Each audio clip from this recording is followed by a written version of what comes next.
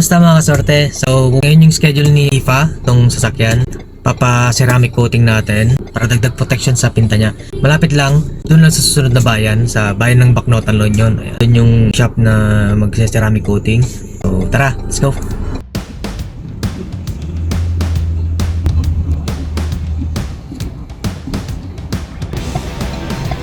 So, tapat lang ng Shell yung pupuntahan natin na shop, detailing shop.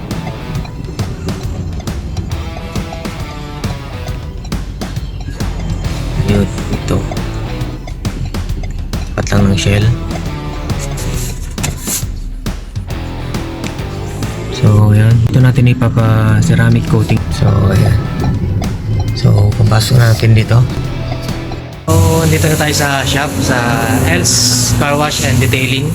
Ayan, sa may Bacnotan, tapat lang Shell. Bale, 4 days siya dito. 4 days nilang babalakan itong sakyan.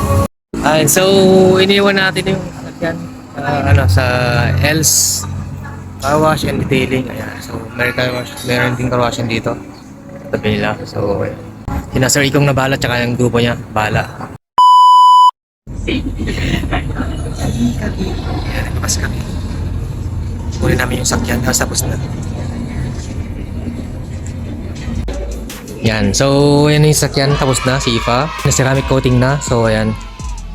So, yes, yan. So, hindi na siya basta-basta magagasgas. Yan, tsaka ano na, super kintab na. Kintab na siya dati, tapos lalo pang kumintab. Yan, so pating loob.